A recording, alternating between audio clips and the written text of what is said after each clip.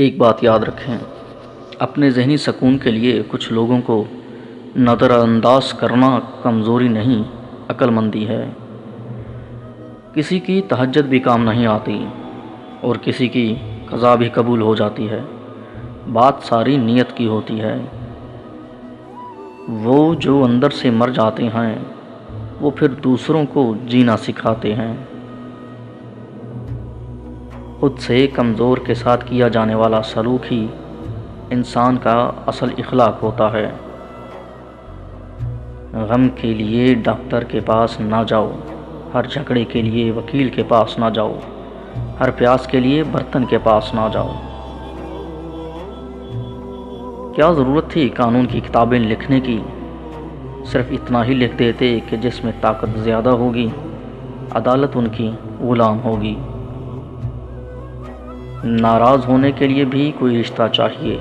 ناراضگی بہت قیمتی ہوتی ہے، ہر کسی پر نہیں لوٹائی جا سکتی۔ ہمارے یہاں لوگ دین پر مرنے کی باتیں کرتے ہیں، چلنے کی نہیں۔ عزت، احساس، پیار اور شفقت ایسے ادھار ہیں جو واپس ضرور ملتے ہیں۔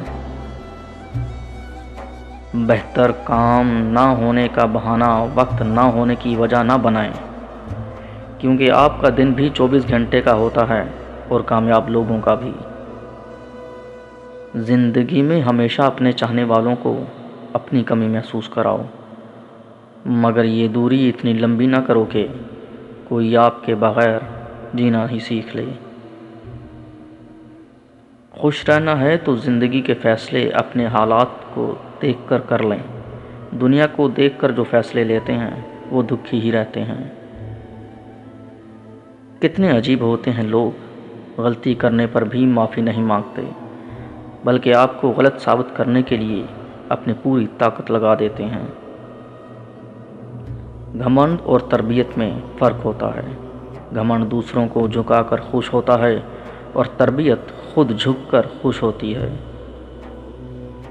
بہت سودے ہوتے ہیں اس دنیا میں، مگر سکھ بیچنے والے اور دکھ خریدنے والے نہیں ملتے ہیں۔ پتہ نہیں لوگ رشتے چھوڑ دیتے ہیں لیکن ضد نہیں چھوڑتے۔ سچا رشتہ ایک اچھی کتاب جیسا ہوتا ہے۔ کتاب چاہے کتنی بھی پرانی ہو جائے پھر بھی الفاظ نہیں بدلتے۔ ہر چیز کا صدقہ ہوتا ہے اور ظرف کا صدقہ یہ ہے کہ کم ظرف لوگوں کو نظر انداز کر دیا جائے۔ اگر آپ ناکام ہو جاتے ہیں تو آپ مایوس ہو سکتے ہیں، لیکن اگر آپ کوشش نہیں کرتے تو آپ برباد ہو سکتے ہیں۔